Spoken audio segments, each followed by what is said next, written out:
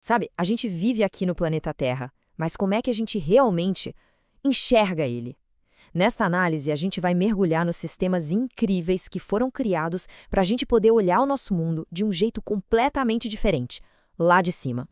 Então, o ponto de partida é um desafio, e um desafio bem grande. Como é que se vê um problema que é, sei lá, maior que um país inteiro? Imagina só, uma nuvem de fumaça gigantesca cobrindo uma região toda. Do chão, é impossível ter noção do tamanho, né? Pois é. E para entender a dimensão real de uma coisa como as queimadas no Amazônia, por exemplo, olhar só do chão não adianta muito. A gente precisa de uma perspectiva nova, uma visão de cima. E é exatamente aí que a tecnologia faz toda a diferença. Bom, e essa tecnologia nos leva direto para a primeira peça desse quebra-cabeça, o satélite. Então, o que é uma imagem de satélite? Basicamente, ela nos dá, tipo, dois superpoderes. O primeiro é ver o quadro geral, sabe, a visão panorâmica. E o segundo é poder voltar no tempo, ver como as coisas mudaram. E como é que isso vira uma imagem? É um processo incrível, na verdade. Pensa assim, lá no espaço, o satélite captura dados que são, tipo, invisíveis, pura informação. Essa informação é enviada para cá, para a Terra, e aí os computadores fazem a mágica de transformar tudo isso naquelas imagens cheias de detalhes que a gente consegue entender e analisar.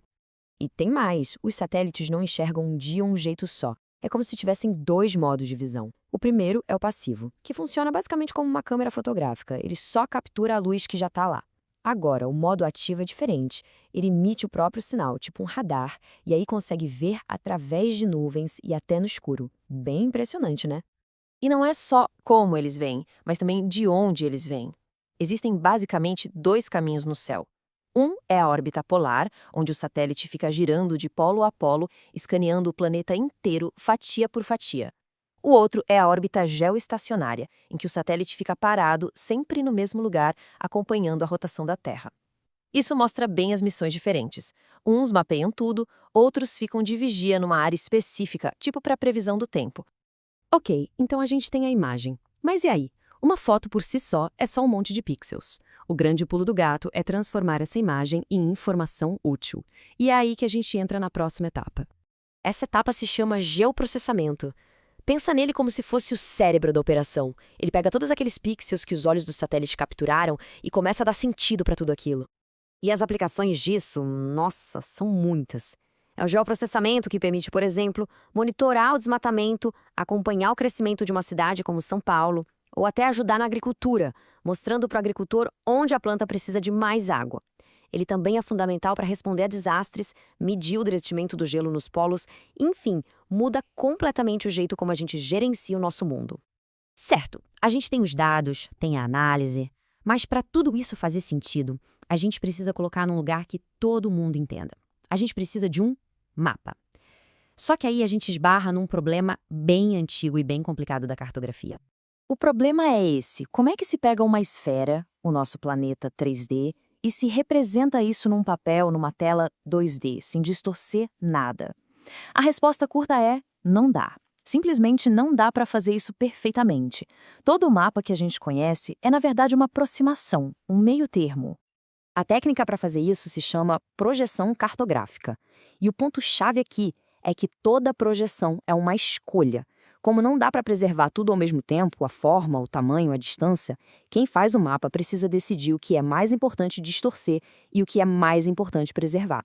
Dá uma olhada nestes 3 exemplos clássicos. A projeção de Mercator, aquela que a gente mais vê na escola, é ótima para navegar porque mantém os ângulos certinhos, mas ela distorce absurdamente o tamanho dos países perto dos polos. A Groenlândia parece do tamanho da África, o que não é nem de longe verdade. Aí vem a projeção de Peters, que corrige isso, mostrando a área real dos países, mas em compensação, as formas ficam todas esticadas. E tem a de Robinson, que é uma tentativa de meio termo, sabe? Distorce um pouquinho de tudo para tentar criar uma imagem mais equilibrada. Beleza. Então, a gente organizou o nosso mundo no espaço, com os mapas. Mas e o tempo? Acredite se quiser, organizar o tempo foi um desafio bem parecido. Pode parecer estranho, mas até o final do século XIX, o tempo era uma coisa local. Cada cidade acertava o relógio pelo sol do meio-dia. Imagina a confusão. Uma viagem de trem de poucas horas podia significar passar por dezenas de horários diferentes. Era um caos. Para o mundo que estava se conectando com ferrovias e telégrafos, a padronização virou uma necessidade urgente. Foi aí que surgiu a ideia dos fusos horários. E a matemática por trás é até bem simples. A Terra tem 360 graus e leva 24 horas para dar uma volta. Dividindo um pelo outro, a gente chega em 15 graus. Então o planeta foi dividido em 24 fatias, cada uma com cerca de 15 graus de longitude, e cada fatia corresponde a 1 hora. A regra é bem direta. A Terra gira de oeste para leste. Então, a partir de um ponto de referência, que é o meridiano de Greenwich, na Inglaterra, se a gente viaja para leste, a gente adianta o relógio. Se viaja para oeste, a gente atrasa. É uma lógica simples, mas que botou ordem na casa e permite que tudo funcione de forma coordenada no mundo todo. Certo. Então vamos juntar tudo isso. A gente falou de satélites, de análise de dados, de mapas e de fusos horários. O que a gente tem quando junta todas essas peças? A gente tem um sistema interligado. Os satélites são os olhos. O geoprocessamento é o cérebro. A cartografia é a linguagem que a gente usa para se entender. E os fusos horários são o relógio que sincroniza tudo. Isso não é só matéria de geografia. É, na prática, o sistema operacional do nosso mundo moderno. A civilização de hoje roda em cima dessa estrutura.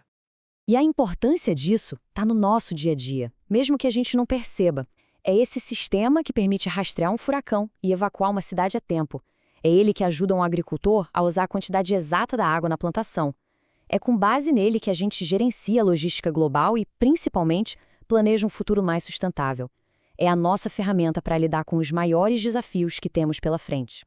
Então, no final das contas, o que a gente construiu foi um sistema que nos deu a capacidade de enxergar o nosso próprio planeta de uma forma que nunca antes foi possível. A gente tem essa visão. A grande pergunta que fica, então, é: o que a gente vai escolher fazer com ela?